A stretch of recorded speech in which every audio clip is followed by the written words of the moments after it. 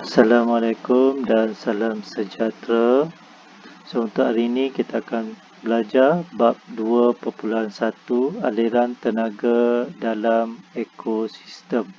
So yang pertama sekali kita kena tahu apakah itu ekosistem. Okey, so ekosistem ialah kawasan. Okey, kawasan di mana wujud ataupun ada hubungan antara benda hidup dengan benda bukan hidup. Okey, benda hidup dengan benda bukan hidup. Okey, ini ialah ekosistem. Benda hidup contohnya. Okey, benda hidup ada dua kumpulan, iaitu tumbuhan dan juga haiwan. Ataupun kita boleh panggil sebagai organisma. Manakala benda bukan hidup. Contohnya tanah, air dan juga udara. So ini ialah benda bukan hidup. So ekosistem kawasan di mana wujud hubungan antara benda hidup dengan benda bukan hidup. So ini ialah ekosistem. Ya. Kemudian dalam ekosistem, nombor 4. So dalam ekosistem organisma, organisma dalam ekosistem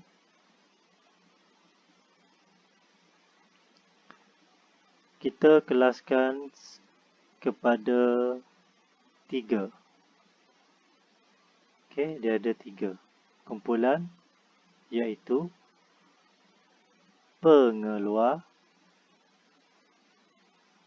pengguna dan juga pengurai. So organisma dalam ekosistem ada 3 kumpulan, pengeluar, pengguna dan pengurai. So apakah itu pengeluar? Yang kelima, apakah itu pengeluar? So pengeluar kamu boleh tengok di sini. Ini ialah pengeluar. Pengeluar ialah organisma yang boleh membuat makanan sendiri. Sebahagian besar tumbuhan merupakan pengeluar. So maknanya tumbuhan hijau semuanya ialah pengeluar. Kebanyakannya ialah pengeluar. Maknanya dia boleh buat makanan sendiri melalui proses fotosintesis. So dia boleh buat makanan sendiri melalui proses fotosintesis. Ini ialah pengeluar. Manakala untuk pengguna, nombor 5 pengeluar ialah, so kamu tengok dalam buku teks tu, ayat dia. Kemudian nombor 6, pengguna ialah organisma yang makan organisma lain. Itu ialah pengguna. So pengguna ialah organisma, benda hidup yang makan organisma lain. Ini ialah pengguna. Dan pengguna terbahagi kepada ataupun pengguna ada 3 kategori, 3 kumpulan. Pengguna pertama kita panggil sebagai pengguna primer. Pengguna kedua, pengguna sekunder. Dan pengguna yang ketiga ialah pengguna tertier. Ini ialah pengguna. Pengurai ialah organisma yang menguraikan haiwan dan tumbuhan yang mati kepada benda yang ringkas ataupun nutrien. Ini ialah pengurai. Contoh pengurai ialah bakteria, kulat. Ini ialah pengurai. Maknanya tumbuhan ataupun haiwan yang mati, dia akan diuraikan kepada bahan yang lebih ringkas oleh bakteria dan juga kulat. So ini ialah pengurai.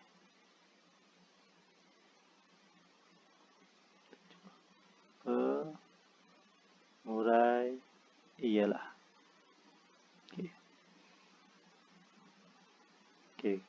So pengguna, kita tengok satu persatu bagi pengguna. Untuk pengguna, pengguna primer ialah organisma yang memakan pengeluar.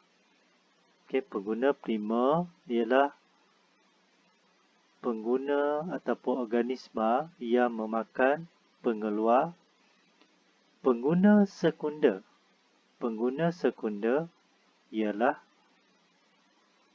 organisma yang memakan pengguna primer. Manakala pengguna tertier ialah pengguna ataupun organisma yang memakan pengguna sekunder. Dia punya urutan mula dari so pengeluar. Ini ialah contoh pengeluar. Dimakan oleh pengguna primer.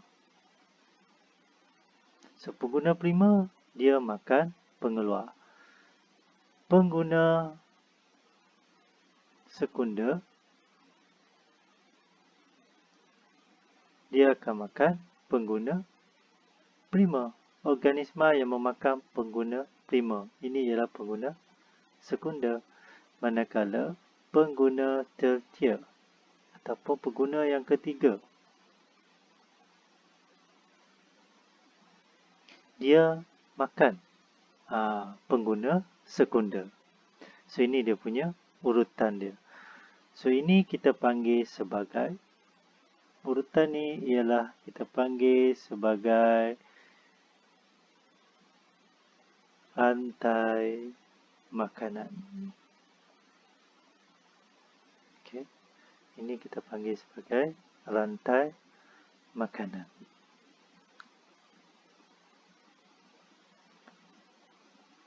So kita tengok ke surat seterusnya. Ini sama. Pengguna sekunder ialah haiwan omnivore, carnivore yang makan pengguna primer. So ini yang betul. Dia makan makan pengguna primer. Manakala pengguna tertier ialah haiwan yang makan pengguna sekunder. So dia makan pengguna sekunder. Itu ialah pengguna tertier. Dia makan pengguna sekunder. Ini ialah pengguna tertier. Saiz pengguna tertier biasanya lebih besar daripada pengguna primer dan juga pengguna sekunder. Seterusnya kita tengok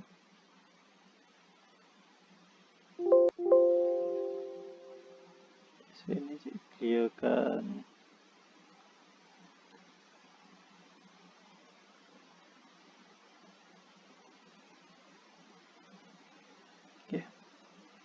Seterusnya rantai makanan. Yang tadi itu. Rantai makanan boleh digunakan untuk menunjukkan hubungan pemakanan antara organisma. So ini contoh yang diberi ialah kubis. Kubis ialah tumbuhan hijau. So dia buat makanan sendiri. So kita panggil sebagai pengeluar. Siput dia makan kubis. Maknanya dia pengguna prima sebab dia makan kubis. Manakala burung dia makan siput. Okey, burung makan siput. Maknanya burung ni makan pengguna prima, so dia akan jadi pengguna sekunda. Dan musang dia makan burung. Okey, maknanya musang dia makan pengguna sekunda, so dia akan jadi pengguna tertia. So hubungan ini kita panggil sebagai rantai makanan. Okey. Seterusnya, siratan makanan. Siratan makanan ialah gabungan beberapa. Okey, gabungan beberapa rantai makanan. So maknanya lebih daripada satu rantai makanan. Okey, so kalau kamu tengok dekat sini, contoh Rajah 2/3 menit 1, contoh siratan makanan ringkas. Okey, so bolehkah anda menulis 4 rantai makanan yang membentuk siratan makanan tersebut? Okey, so kita cuba. So tengok. So rantai makanan yang pertama, dia mesti bermula daripada pengeluar. Pengeluar ialah kubis. Kubis dimakan oleh ulat beluncas. Ulat beluncas dimakan oleh burung. Dan burung dimakan oleh ular. So ini rantai makanan yang pertama daripada siratan makanan ni. Okey, kemudian yang kedua, ataupun kita ambil yang ini. Yang atas straight line. Okey, itu yang pertama. Yang kedua, mula dari kubis, dia mesti mula daripada pengeluar, dimakan oleh siput. Kemudian siput dimakan oleh burung dan burung dimakan oleh ular. Ini yang kedua. Ini dia punya garisan ya. Kubis makan oleh siput, dimakan oleh burung, burung makan oleh ular. Dia ikut anak panah tu. Yang ketiga, kubis dimakan oleh belalang. Belalang dimakan oleh burung. Dan burung dimakan oleh ular. So ini dia punya garis. Belalang, burung, ular. Okey, dan akhir sekali, yang keempat, kubis dimakan oleh belalang. Belalang dimakan oleh katak.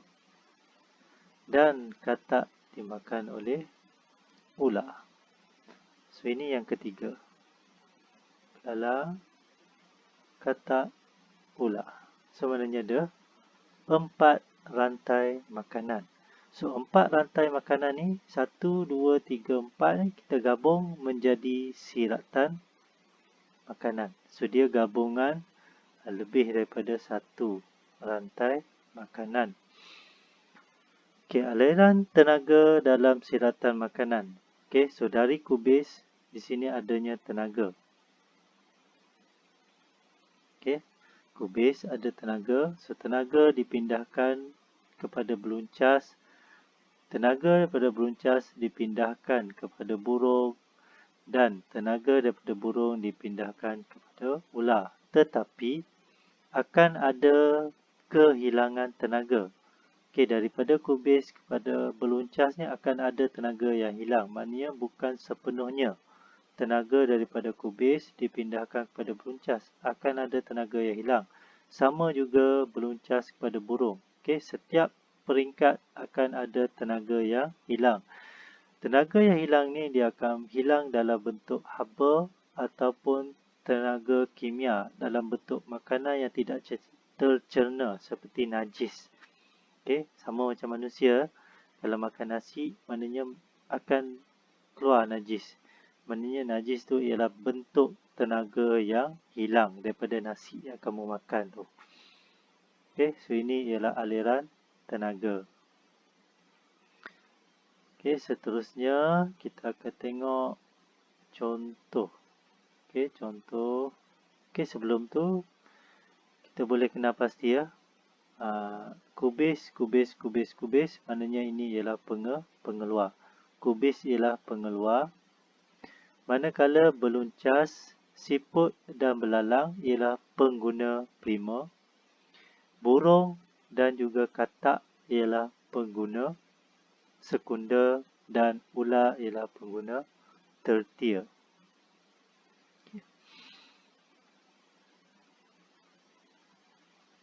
Kita clearkan. Kita tengok satu lagi contoh.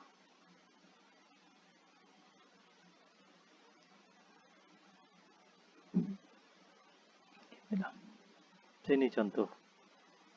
Okey, contoh yang pertama. Tengok soalan yang pertama. Berikut adalah satu contoh rantai makanan. Kenal pasti pengeluar, pengguna primer, pengguna sekunder dan pengguna tertier. So, pengeluar ialah, okey, so yang pertama, tengok soalan yang pertama, pengeluar ialah kubis. Okey. Pengguna primer ialah siapa yang makan kubis? Beluncas. Pengguna sekunder. Siapa yang makan pengguna primer? Iaitu ayam. Sebab dia makan beluncas. Dan akhir sekali pengguna tertier. Siapa yang makan ayam? Ular. So, ular pengguna tertier. So, ini yang pertama. Soalan yang pertama tadi. So, kita dah kenal pasti pengeluar, pengguna primer, pengguna sekunder dan juga pengguna tertier. Okey, soalan yang kedua. Berdasarkan organisma berikut, okey, pada pokok padi, belalang, burung pipit, burung hantu beluncas. Okey, bina satu siratan makanan. Okey, untuk bina siratan makanan, yang pertama sekali kamu kena kenal pasti, okey, beberapa rantai makanan yang boleh terbentuk daripada sini. So, yang pertama sekali kita buat rantai makanan. Okey, mula daripada pokok padi. Okey, daripada ni siapa yang makan pokok padi? Okey, yang pertama sekali pokok padi dimakan oleh belalang. Kemudian belalang dimakan oleh burung pipit. Dan burung pipit dimakan oleh burung hantu.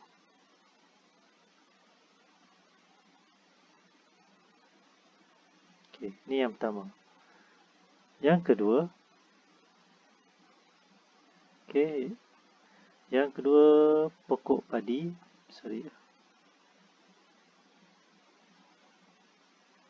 Ini siratan makanan. Okey, pokok padi. Okey, siapa yang makan pokok padi? Tikus ataupun beluncas. Okey, beluncas. Ulat beluncas dimakan oleh burung pipit. Manakala burung pipit dimakan oleh burung hantu. Ni rantai makanan yang kedua. Ada lagi tak? Rantai makanan yang ketiga. Pokok padi. Okey, dimakan oleh tikus. Tikus dimakan oleh burung hantu. Ada lagi tak? Beluncas, belalang, burung pipit. Okey, so ada 3 rantai makanan. Okey, so daripada 3 rantai makanan ni barulah kita boleh buat siratan makanan. So kita tengok macam mana kita nak buat siratan makanan ni. So mesti mula daripada pokok padi. Okey, kemudian siapa yang makan? Okey, belalang dan juga beluncas dan tikus. So ini yang makan. Sebenarnya ini pengeluar, pengguna, prima. Ini pengguna prima 3 ni. Okey, belalang, siapa yang makan belalang? Burung. Okey, burung pipit. So pergi kepada burung pipit. Okey, burung pipit. Okey, peluncas pun dimakan oleh burung pipit. Okey, kemudian burung pipit dimakan oleh burung hantu. Dan tikus juga dimakan oleh burung hantu. So inilah siratan makanan. Okey. So pokok padi pengeluar, ini pengeluar. Belalang, beluncas dan tikus pengguna prima. Burung pipit pengguna sekunder. Dan burung hantu pun pengguna sekunder sebab daripada tikus terus kepada burung hantu. Dan burung hantu juga pengguna tertier. So dia boleh 2. Burung hantu kita boleh panggil pengguna sekunder. Sebab apa pengguna sekunder? Sebab dia makan pengguna prima. Tikus ni pengguna prima. Okey. Dan sebab apa dia pengguna tertier? Sebab dia makan burung pipit. Burung pipit ni pengguna sekunder. So dia akan jadi tertier. Okey.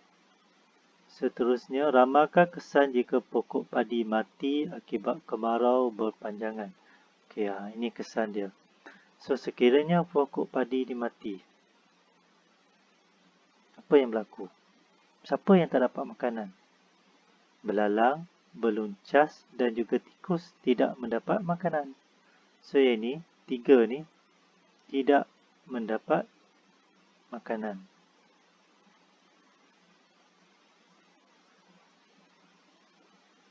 So, apa berlaku kalau dia tak dapat makanan? Dia akan mati. So, apabila belalang, beluncas dan tikus mati, burung pipit ada makanan tak? So, burung pipit pun tiada makanan sebab ni dah mati dah. Belalang, beluncas dengan tikus ni, makanan dia dah mati. So, burung pipit juga akan mati. Apabila burung pipit mati, burung hantu ada makanan tak? Tak ada. Burung hantu pun tak dapat makanan. So, inilah kesannya. Jika pengeluar tu tak ada. Tetapi, apa akan berlaku sekiranya burung hantu ni tak ada?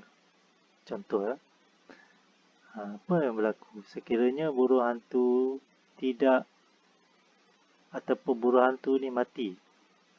Sekiranya burung hantu mati, sekiranya burung hantu ni mati, burung pipit akan bertambah. Bilangan dia akan bertambah. Sebab apa? Tak ada orang makan dia. Tak ada burung hantu yang makan dia. So, apabila burung pipit bertambah, so belalang, beluncas dan tikus akan berkurang. Sebab apa? Asyik kena makan dengan burung pipit. So, bilangan dia akan berkurang. So, bila bilangan belalang, beluncas dan tikus berkurang, pokok padi akan bertambah. Sebab apa pokok padi bertambah? Sebab belalang dengan beluncas dan tikus sudah berkurang dimakan oleh burung pipit. So, ini kesan dia. Okay. So, sampai sini saja. So, lepas ni kamu buat latihan. Okay. Sekian. Terima kasih.